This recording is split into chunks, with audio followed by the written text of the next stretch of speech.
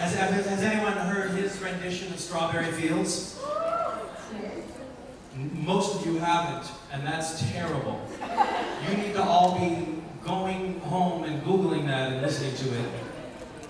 It's the worst thing that you'll ever hear.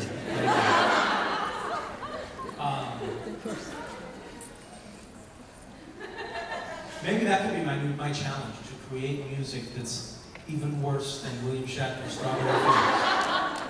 Something that no one thought was possible, and I can do it. I have thought about forming a band and doing sort of like a hit song. I'm not a musician or a singer, but that hasn't stopped me from thinking about it. You know, because a lot of these people aren't really very good, right? They just have good producers and they can lip sync well, so how hard can it be, right? Why, do you have some material for me or something? Maybe. Yeah? Let's hear some of it. I don't sing. I only play the piano, sorry. Okay. But it's a start. Next time, bring your piano next time. Thank you. Thank you. Hi. Hi. My question is about Nick Tuck. When you did the show, you worked with Bradley Cooper. I did. Who is now like a superstar. So what was it like to work with him? Nice. Was he nice? Yeah. He was. Yeah, he was great.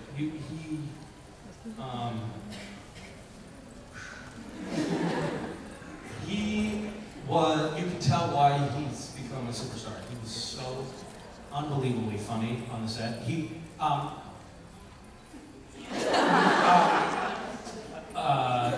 The writer of Nip Tuck was very kind of controlling, and like everything had to be perfect for him. He's now the executive producer of Glee. Yes, he's doing okay. And so all the dialogue you had to do like spot on. It's just exactly what he wrote. But Bradley Cooper, it was like, yeah, what script, fuck that. And he was just improvising the whole time. And every take was different, and every take was hilariously funny. I don't know, so, for those of you who haven't seen it, in Nip Tuck I play a yoga instructor who's very flexible and who has an enormous cock and can't stop sucking himself off. And he goes in for surgery to have a penis reduction so that he can stop doing this to himself. And then there's a scene where I'm just lying on a table, completely sedated, unconscious for the surgery. And they're like sort of lifting up the sheet and looking under and like, whoa, taking pictures, which is weird because that's actually very true to life. And Bradley Cooper, everything that he was doing in that scene, all I had to do in that scene was lie still and do nothing. And, just be myself. And Bradley Cooper was so funny that I could not stop, I couldn't stop laughing, shaking with laughter. So they had to change the framing of the shot to be up off me during the dialogue so that they wouldn't see my sheet shaking with laughter. So it was fun, He was fun. Yeah. Thank you. No, thank you. Yes. Hi, Misha. Hi. I have a question to be sure because of the final scenes. Oh, yeah. I know what you're talking about. The question that is being God. Yeah. There was a scene in season 5 between Dean and Death. And Death told Dean that at the end he's going to read God. Now I would like to know how you see Castiel react if Death really would show up to read him in this person when at the end of season. What would happen? Well, I don't know. I forgot about that. Shit. Because that guy's kind of like badass, right? He's gonna kill God? Oh! That's something for me to watch out for, big time. So he didn't say he's going to kill God, he said he's going to read God. Well, that's sort of the same. If he's dead already at that time. Well, maybe what I should do is put in my contract, I will not do any scenes with death. That's not good. Forgot about that. But come on. Death or God? I think God is more powerful, right? More power. Here's my concern. My concern is that Castiel just thinks he's God, and actually it's just, he's kind of crazy, and really he's not God, and then he goes to try to be God, and things don't work out, and he's not as powerful as he thinks. That would suck. So, you know, like, I want to create a planet, say, and I go to do it, and everyone's watching, and nothing happens. Super embarrassing. So, I hope that he's really as powerful as he thinks he is, and it's not just a complete case of megalomania. That means thinking that you're godlike or something. I don't know what it means, but it's something. So, I'm not really going to answer your question because it's too complicated for me, but if you want to ask somebody else, because I know that there's a risk that this may be your last convention. Yeah, it is. Actually, it is. I actually would have another question. Mike, you were on set and did one episode of NCIS. Yes. How was it working with Mark Palmer? Because you had a direct scene as far as I remember. Yes. How was it working on the set of NCIS? That guy is an unbelievable asshole. Actually, it's funny because he's the nicest guy on television.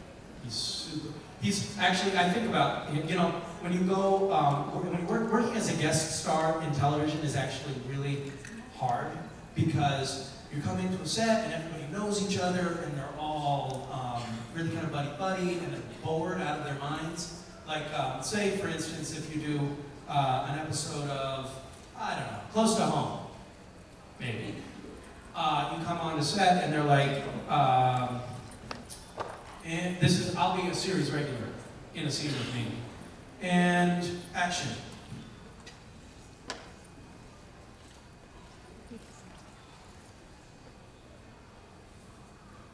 So where were you on the night of September 14th? Like they'll go from playing with their iPhone directly to talking to you, and then won't make eye contact with you again, and they'll walk off, and they'll be like, I mean, it's awful. And you feel like, you're the new kid in class, you don't know anybody, everybody hates me, and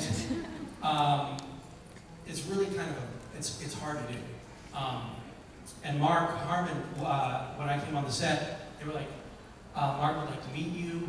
He brought me to his trailer. He said, hey, how you doing? He asked me all about my life. He tricked me into thinking that he actually cared. And since then, I've kind of vowed that when I'm, you know, a regular on a show, that I'll behave more like that if I can. I mean, obviously, you know, when guest stars come on Supernatural, I just play Words with Friends and ignore them, but that's not true. Not always true. No, but it actually really makes a difference on the set when people act like that. And I have to say that, you know, for the most part, Jared and Jensen, they were really welcoming, warm people on the set too, except for Jared. And it makes such a difference on set. In fact, the crew on Supernatural has been there it's like 90% of the crew on Supernatural have been there from day one of season 1. And that's never the case on a show, because especially on a show that shoots such long hours as Supernatural does. But it's such a good vibe at work. And it's very largely because the people at the top, Jared and Jensen and Serge, the director of photography, and the first ADs, they all just create this atmosphere that's really bonding and welcoming. So that's super important on a show. If you don't have that, it can become miserable and everybody starts hating each other. So, I'm sorry, super long and boring, but whatever. Hi.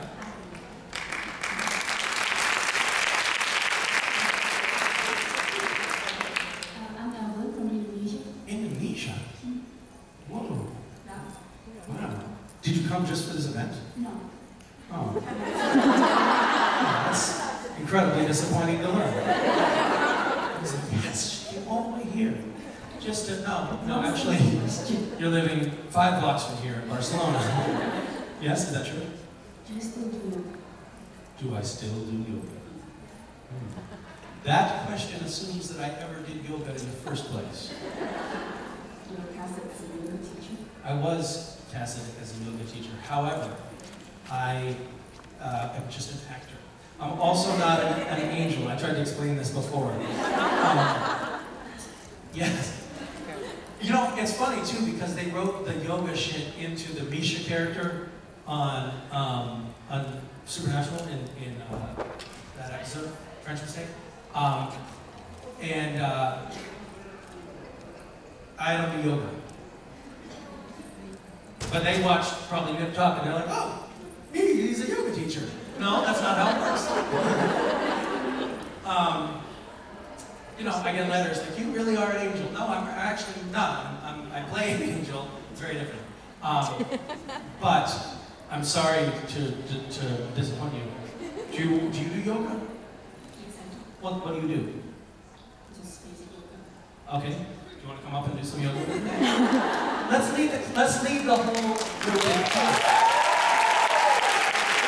Come on, go all the way. What do you want to do? Some downward dog? What's your thing? Yeah. But everybody obviously has to do it. We're not going to be the only ones doing this. Seriously. Everybody? Everybody has to do it.